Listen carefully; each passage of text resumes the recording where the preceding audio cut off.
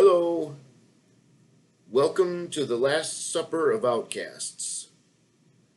And I'm your host, the B9 Class M3 General Utility Non-Theorizing Environmental Control Robot. Today is Monday, June 29th, 2026, at least for now. Today's quote of the day is by none other than Frank Zappa, one of my all-time teachers and one of my all-time heroes. And the quote goes as follows. It's okay to be smart. So there you have it. There's our quote from Frank Zappa for today. And a side note about Mr. Zappa. Mr. Zappa frequently lamented that society made it fashionable to disparage intelligence, forcing many smart people to act dumb just to make friends or to fit in. He famously said that stupidity didn't amaze him, but rather he was amazed whenever he actually found someone who was smart. How embarrassing as an American. He advocated for self-reliance, arguing that a person who thinks for themselves will quickly realize that commercials and newspapers and almost everything else we're sold are largely nonsense. I just wanted to point that out. And Mr. Zappa, as you may or may not know, is one of the knights at my round table. He's one of the disciples at the Last Supper. He's right next to Jesus, as far as I'm concerned. And this is the part 3 of my experiences with our so-called American education system. And as you may or may not know, I drive Uber because I had a little bit of an illness and now I can't find a job. They wouldn't hire me. I didn't want to go back to the job I had because they wanted me to pay them for the privilege to return to work for them, so they can go fuck themselves. But some of the I see a lot of things driving Uber, and it's been an education on its own. It's been very eye-opening. And one of the observations I have made, as you may know as well, I live in Tempe, Calcutta, which is the home of Arizona State University. So I encounter and I witness a lot of things that the students do and say. And one of the observations I made is, a lot of the girls here, I mean, they're not even on campus. They're just walking on the street. They're dressed in like barely wearing anything. I mean, it's like their asses are hanging out. They're barely wearing anything. I swear to God. And like, my question is, since when did dental floss become appropriate public attire? And I like girls. So of course, I like to partake in the visuals, but it's embarrassing as if you're calling yourself a scholar and you're walking around in stripper clothes. I mean, the two just don't seem to match up. But I get it. The bars need to sell alcohol, and there's a ton of those around the campus and even on the campus. And I'm starting to wonder if the classrooms themselves have stripper poles in them, and if there's a wet bar in the class themselves. And maybe the teacher's the bartender. And then I get a lot of kids in my car, and I overhear them talking. I try not to engage because I feel like my heart's going to explode with some of these people. The land of oblivion, honestly. The kids could be having a discussion, excuse me, and I almost never hear them talking about their studies, almost never.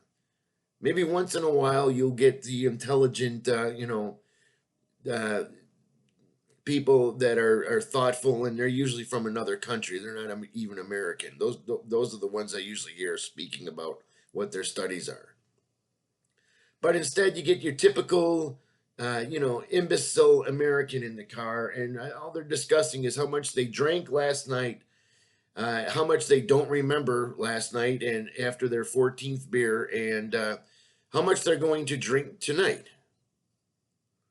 And when I was in college, that I actually, and I'm not bragging or trying to even separate myself, but I was really under the impression that college was to learn something and to educate yourself. It wasn't a party time.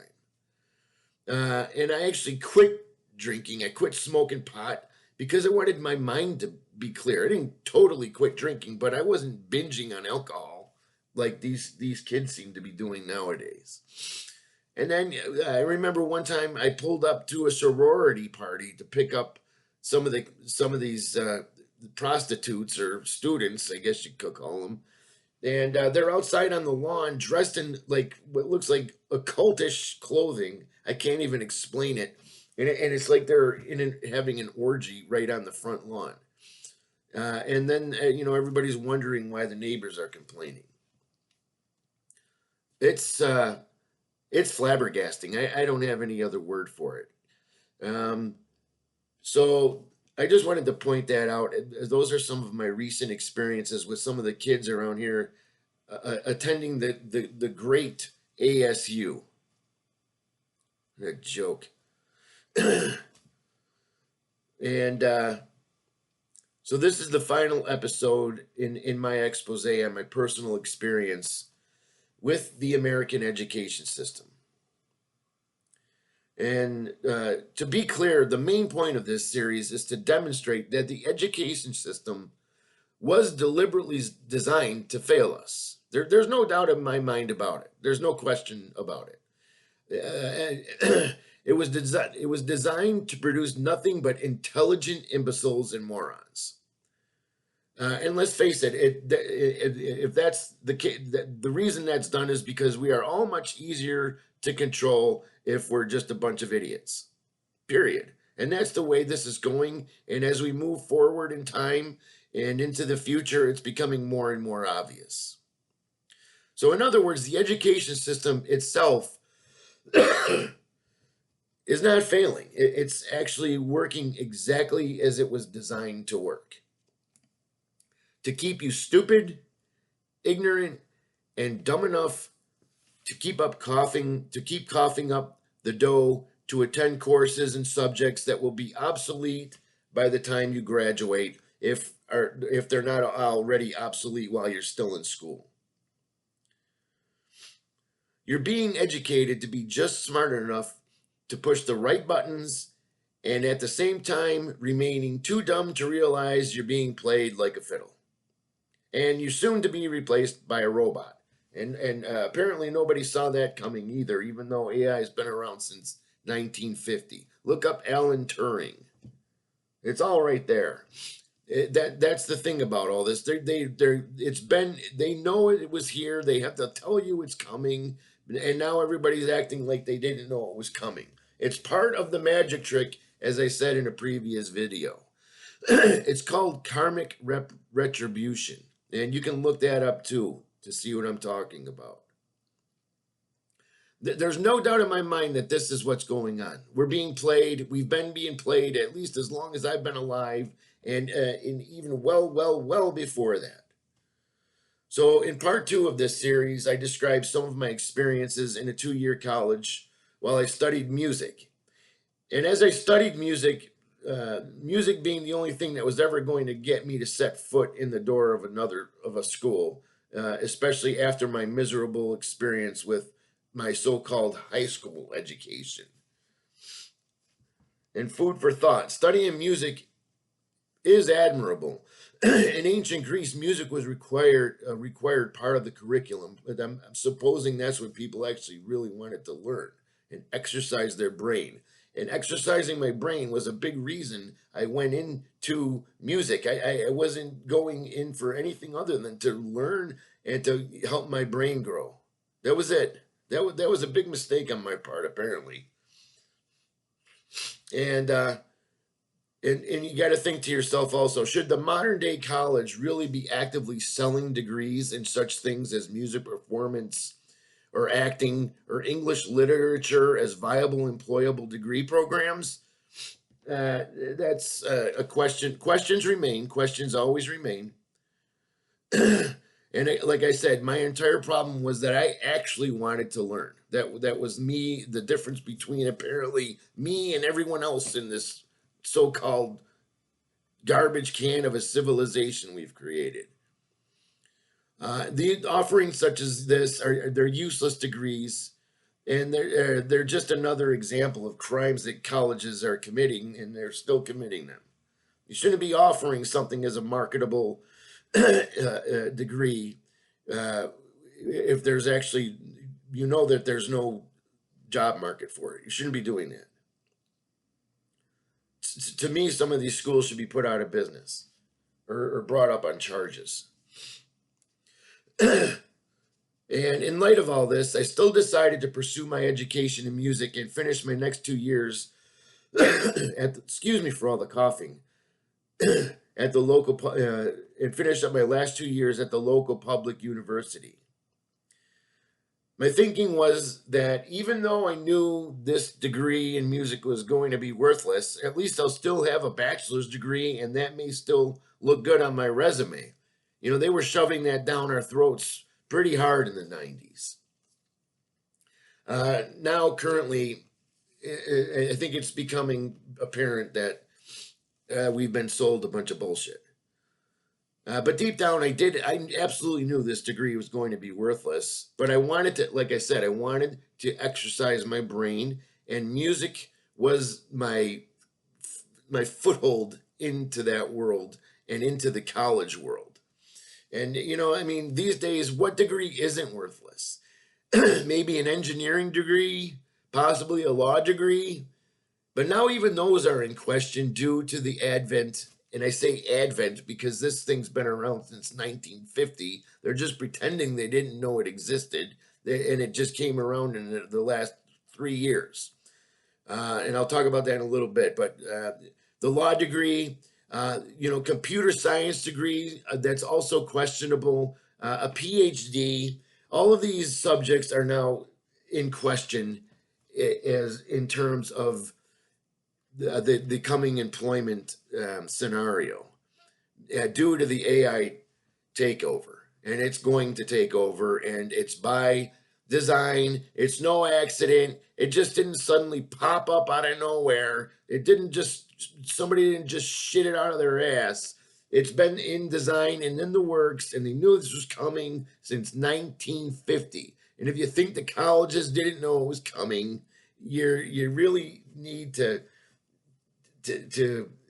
I don't know, see a therapist or something. But even a therapist is full of shit too. So yeah, the bottom line is you need to really want to figure stuff out here, folks. And without that, you're going to continue. You're going to be bamboozled for the rest of your life unless you take it upon yourself to really want to figure things out. And that's where I've always been. And I tried to give what people were telling me and the system as it was the benefit of the doubt, but it failed. And I proved it failed because I went along with it, and it failed. And even then I knew it was going to fail. But I decided to take it in my own hands and just do what I wanted to do anyway. So that's, at least I'm proud of that. And while I was at the public university, I surprisingly had some really good teachers. I will say that. My my piano teacher was outstanding, but I had to throw a fit to even get him as my teacher. And one of my music theory teachers, I remember, was outstanding. He was a really great guy, and he was super smart. But at the same time, we still had the other teachers that were obviously drunk. And somehow drunk teachers seem to go very well with the public education system. Coincidence? Again, questions always remain. The percussion teacher I had was a renowned new music percussionist. New music meaning music that nobody in their right mind would listen to. He was very big in that world. And the school made a lot of money off of this program because composers would come in and I think pay the school to have their music performed by the students, which they did that quite a bit. So they were making money. So when things don't make sense, follow the money. This is my point there.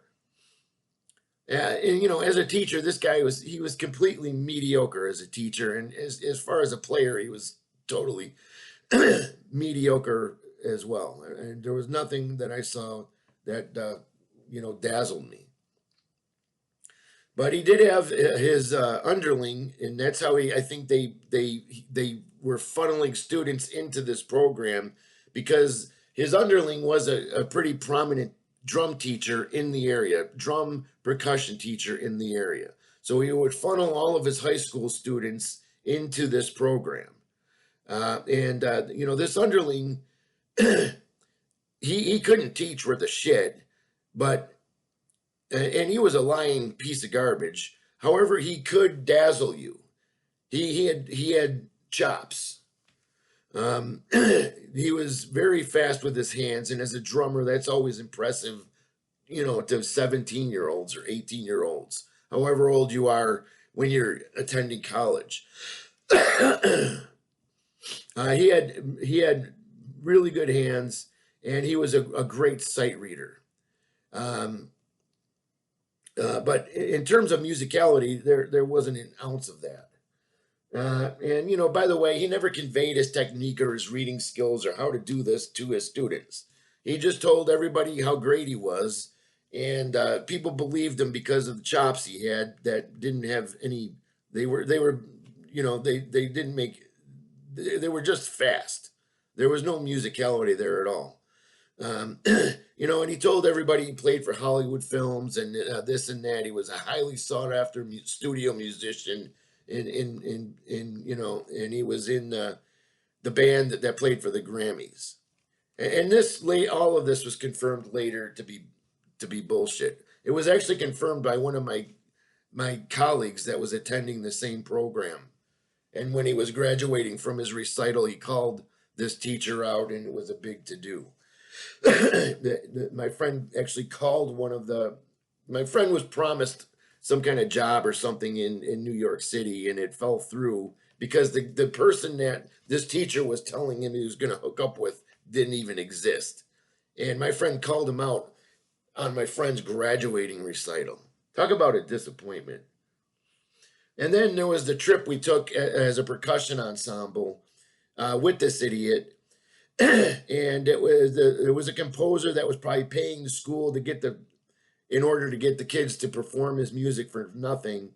And not only did the kids not get paid anything, they also were in New York City where with nowhere to stay. We drove out there in a van that fitted. It was a larger size van, and the percussion teacher, Mr. Dazzle himself, tried to sneak us into a hotel room because they didn't have the foresight to schedule or the money or the care to have us all put up in rooms in a proper manner. So they tried to sneak us into a hotel room. They couldn't sneak us all in. So some of us had to stay in the van to make sure the equipment wasn't stolen. And some of us were just basically left stranded on the streets of New York City. And I'm not making this up. This actually happened. Both of these fuckers should have been brought up on charges. They should. These days, if I had the presence of mind and I had the mind I had now, I would have had them both arrested for child abuse. So this is our education system, our public education system. University of Buffalo. There you go. Take that, you fucking assholes. However, I did graduated. I managed to pick some of the hardest pieces I could find. One of them being Zeklus by Stockhausen, which is about cycles. It's at the time it was one of the hardest pieces I could drum up. And another reason I chose music because I was a very shy student, and I was always getting shit about me being too shy. So I figured being a musician and a performer would help me to come out of that bubble. And I had a really hard time performing this recital, and I always got really nervous and shaky, and I screwed up a lot, and sometimes I would just walk off the stage.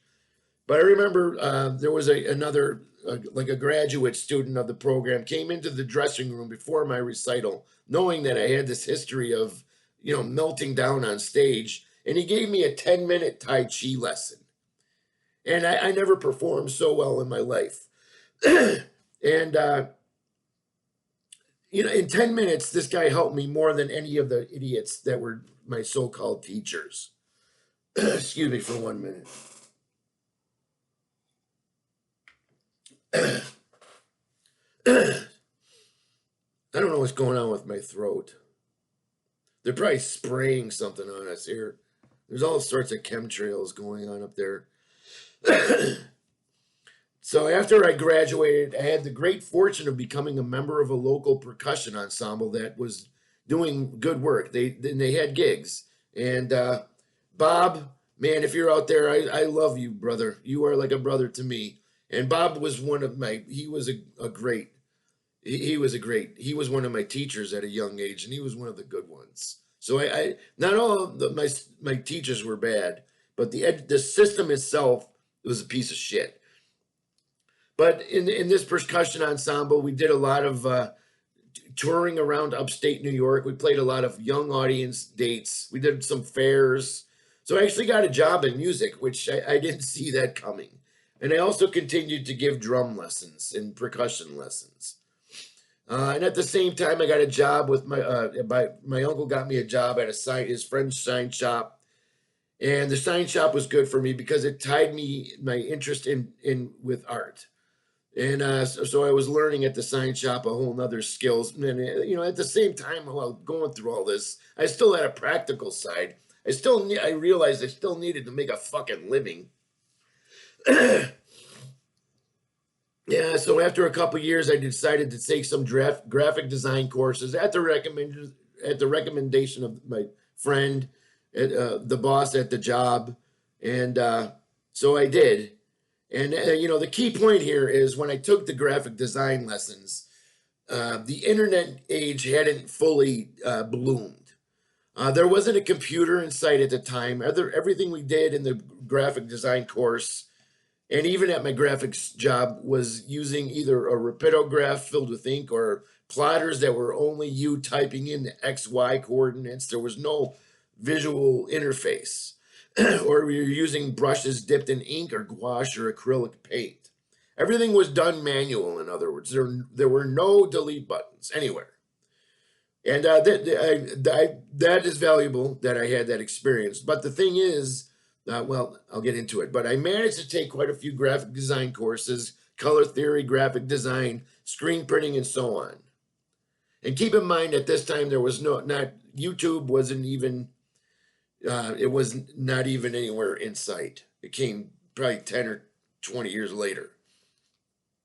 But then I met a girl. She was a friend of my cousin's. She was from Chicago. I met her in my hometown. I fell in love with her, and I followed her to Chicago.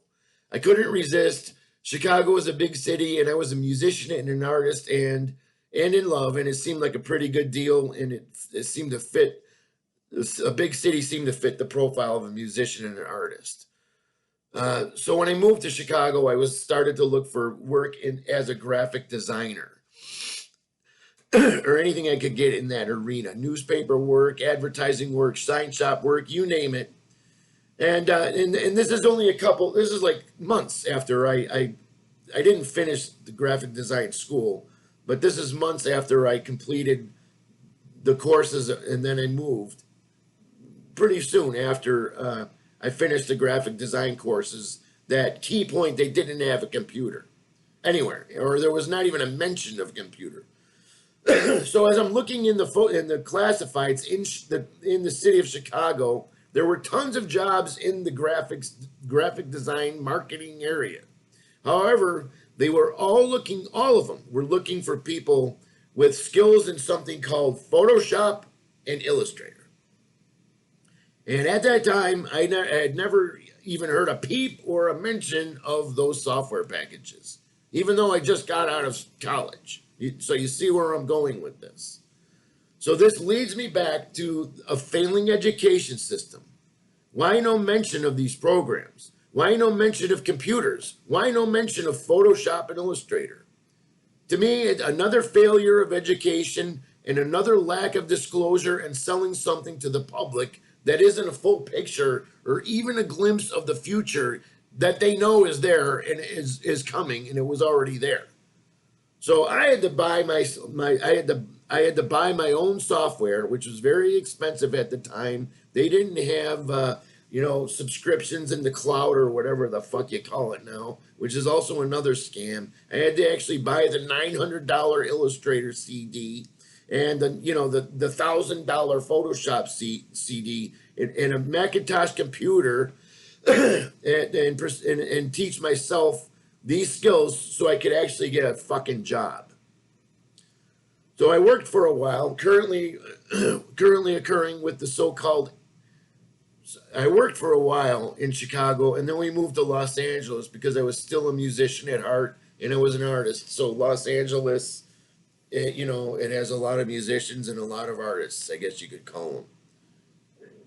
So my point here is that a similar shift from analog to digital is occurring right now with the so-called advent of AI. And I say so-called advent because the colleges, the universities, the people that are really in the know and running this whole shit show, they know AI was coming. They're the ones that have been pushing it since 1950. They knew it was coming. How could they not know?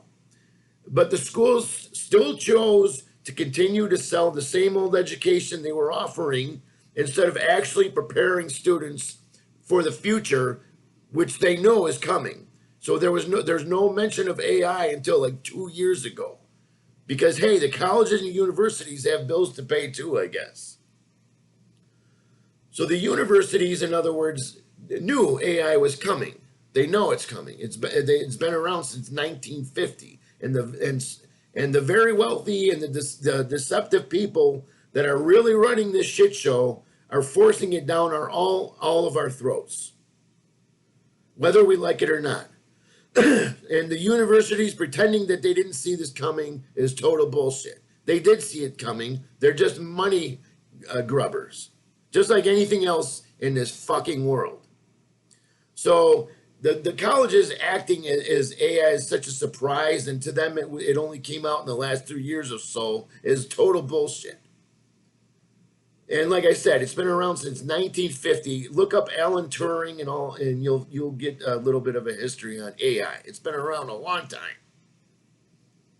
And the universities know this, and they also knew there was eventually going to be a massive push in AI, leading eventually to a complete takeover of almost everything we humans know and used to love. But they're acting like it's a surprise. So now you got computer engine. They're still offering computer science degrees. They're going to be worthless because the AI is doing that. They're offering law degrees that are going to be useless because the AI is doing that. They're offering paralegal degrees that are soon to be useless because the AI can do all of this.